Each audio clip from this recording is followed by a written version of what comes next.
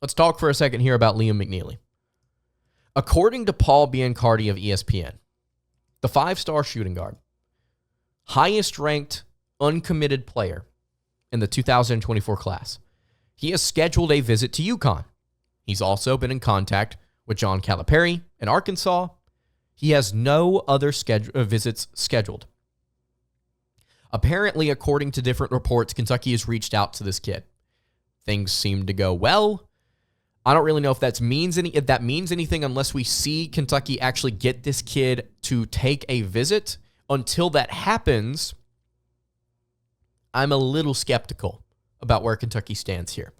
This is the best pure shooter in the 2024 class, I think. 6'7", 210 pounds, number 15 player overall, number 4 small forward, decommitted from Indiana just a few weeks ago. Maybe one of the most consistent players, I think, in this 2024 class. Really, really good. And I think that, again, it really does it really does benefit Kentucky now that they have a new head coach with this new style of offense, that you can go out and get some of these high-profile guys. Like, you can get different personnel to kind of strengthen that, right? If you could get somebody like McNeely, does really, really well off ball, coming off these different curls and screens and the zoom action, you get to see it running in high school. Mark Pope will absolutely love to utilize him in different sets if he does come to Kentucky.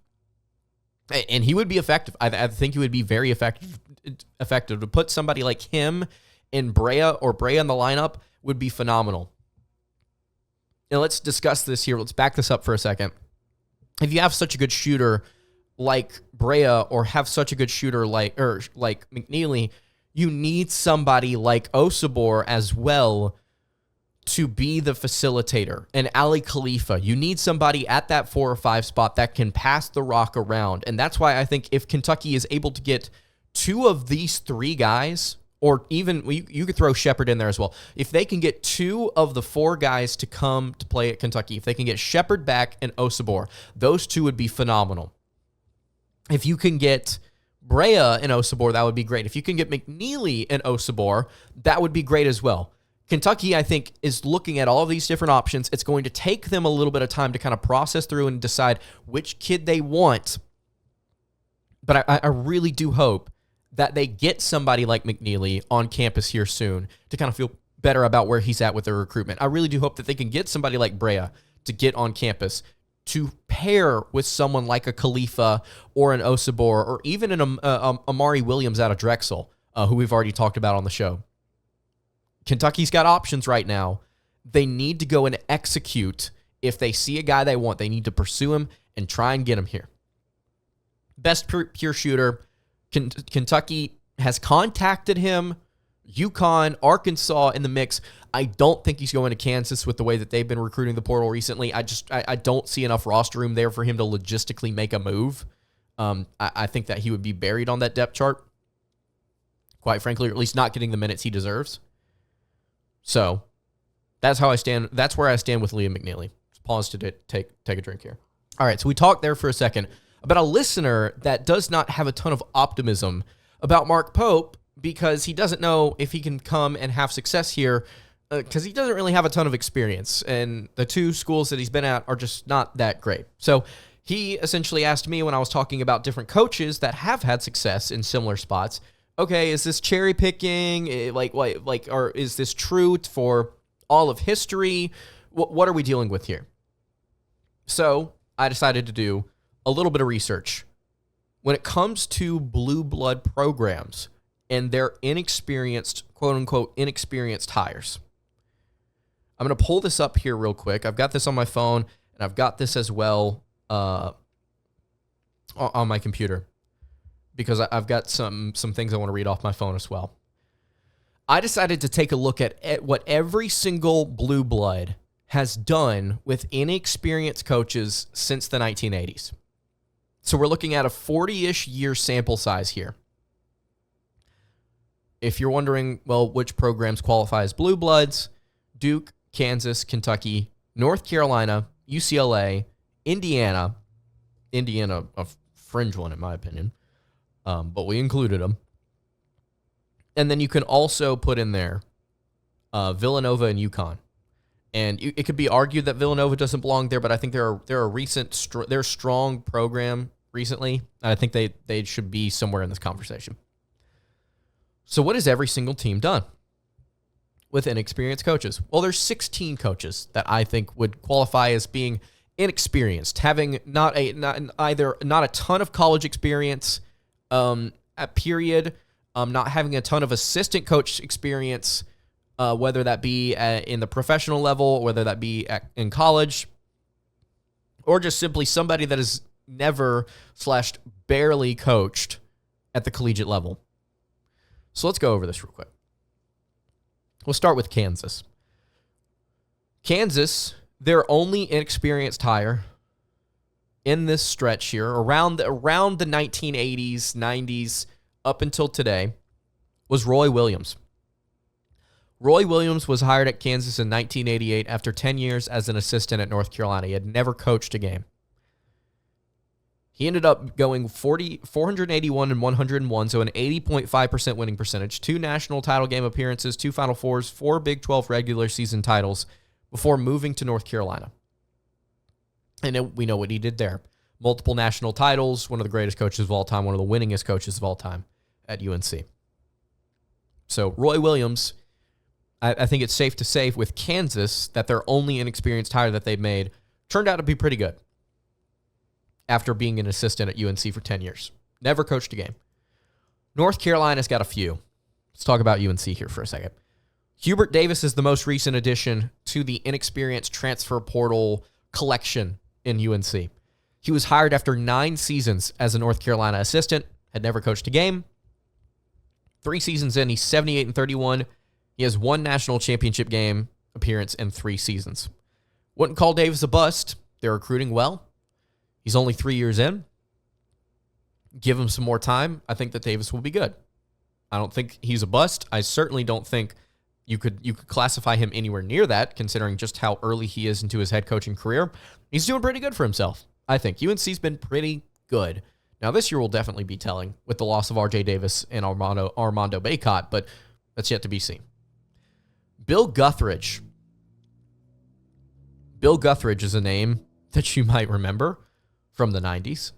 He was hired at North Carolina after being an assistant at Kansas State from 1967 to from 1967 at Kansas State and UNC from the 60s to 1997. He spent 30 years as an assistant coach at K-State and UNC. I worded that poorly.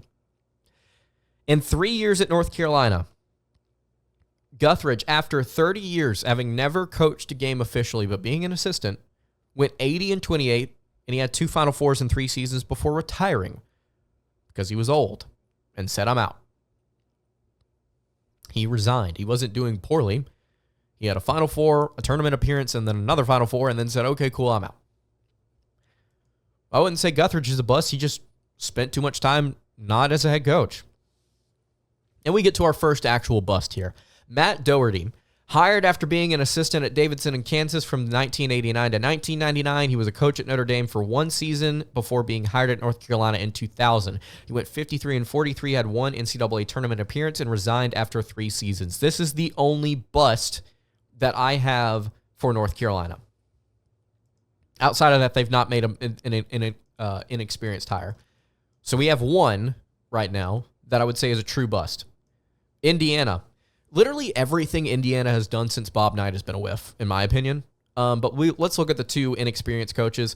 Mike Davis had 1 national title appearance in 6 years. He wasn't necessarily inexperienced per se, but I would say that he's the second bust on this list. And then Mike Woodson. Define this how you would. Woodson was an assistant / head coach with 7 different NBA teams from 1996 to 2021 before being hired in Indiana. You tell me if that's inexperienced enough to say, okay, he deserves on this list. Same with Guthridge, by the way, who spent 30 years, 30 in college basketball. I'm stretching here. Like this is a stretch to say somebody like Guthridge could even be on this list, because I think if you cut down the sample size, you'll start to see more production as we go. Doherty and Davis are the two people that I think are like legitimate. Okay, you didn't have a ton of experience and you stunk so far. Steve Lapis, hired following Rolly Massimino's time at Villanova. Massimino, I think, won a title at Villanova. Hope I'm pronouncing that right. It might be Massimino, not Massimino. 4 seasons as an assistant with Villanova, Lapis was. He was also 4 years, spent 4 years as the head coach of Manhattan. Then he was 174 and 110 during his time with the Wildcats. It's actually a higher win percentage than Massimino, 61.3% as opposed to 59.6%. He had an NIT championship, 4 NCAA tournament appearances in 9 seasons, did Steve Lapis. Wouldn't necessarily call him a failure, considering he had 8 years in college basketball. He finished with a higher win percentage than the coach before him, and he was there for 9 years. I would not call him a failure by Villanova standards. Jay Wright came after Steve Lapis. Wright was hired after being an assistant at Rochester, Drexel, Villanova, and UNLV in a 10-year span, 1984 to 1994 at those 4 different universities. Hofstra head coach from 1994 to 2001. Wright proceeded to go 520 and 197, 2 national titles, 4 Final Fours. Would say that worked out well for them. Kyle Neptune is a coach that I don't feel great about right now. Assistant at Niagara and Villanova from 2010 to 2021. He was a head coach at Fordham for 1 season. Went 16 and 16. He is 35 and 33 in 2 seasons with Nova, 2 NIT appearances. This one's looking not so great for Nova. But again, Matt Doherty, Mike Davis from 2 different schools. Let's go to UConn now. Kevin Ollie, assistant for 2 years at UConn from 2010 to 2012 before being hired. He's the most recent inexperienced hire from the 1980s to 2010 to now, I guess. 2 years at UConn, assistant for 2 seasons. He went 127 and 79 in 7 years, won 1 national championship, had 2 NCAA tournament appearances. Obviously was not a great coach, but he got his title with Kimba. He did win a national championship. Following him came Dan Hurley. You know about Hurley, assistant coach at Rutgers from 97 to 01, St. Benedict's Prep from 01 to 2010, head coach at Wagner for 2 seasons, head coach at Rhode Island for 2 seasons before being hired, or I think like 5 or 6 seasons before being hired at UConn in 2018. 141-58 back-to-back national titles for Hurley. Worked out well for them. UCLA. I think I don't know if it's Steve Lavin or Steve Lavin. He was an assistant at Purdue and UCLA from 1988 to 1996 before being hired in 96. He went 145 and 78, 4 Sweet 16s, 1 Elite 8 in 7 seasons. Not great, not bad. Is what it is with Steve. Duke. John Shire, 54 and 18, round of 32, Elite 8, hired in 2023 after having never coached a game before. He had been an assistant at Duke since 2014. Mike, I believe it's Krzyzewski. I don't know how to pronounce his name. Coach K. Hired in 1980 after 5 seasons as the head coach at Army, had a 55% winning percentage at Army. He retired in 2022 after 17 Final Fours, 9 national championship appearances, 5 national titles, and the most wins in college basketball history. Worked out well for them. Let's go to Kentucky now to wrap things up. Rick Pitino, I would say, was relatively inexperienced. I'm reaching here to get some of these guys on here. Some of them that did not perform well, some of them that performed pretty well. Pitino was an assistant at Hawaii and Syracuse from 1974 to 1978. He was the head coach of Boston for 4 years, an assistant for the Knicks, head coach of Providence, head coach of New York. But it was all for like very short stints. So 2 years with the Knicks, 2 years with Providence, 2 years with the Knicks again before getting at Kentucky. And Kentucky was really what kind of started his career before going to Louisville for so long, right? Kentucky's what put him on the map. 219 and 50 in 8 seasons. That's an 81.4% winning percentage. 1 national title, 2 title appearances, 3 Final Fours, 5 Elite Eights, and 8 seasons.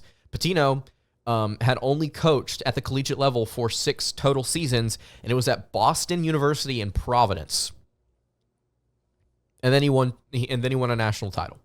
Tubby Smith, assistant at VCU, South Carolina, and Kentucky from 1979 to 1991 before being hired as head coach of Tulsa for 4 seasons. He was the head coach of Georgia for 2 seasons. So, again, head coaching experience for just 6 years before being hired at Kentucky in 1997. 263 and 83, 1 national title, 4 Elite Eights in 10 seasons. I'd say Tubby Smith did pretty decent as well.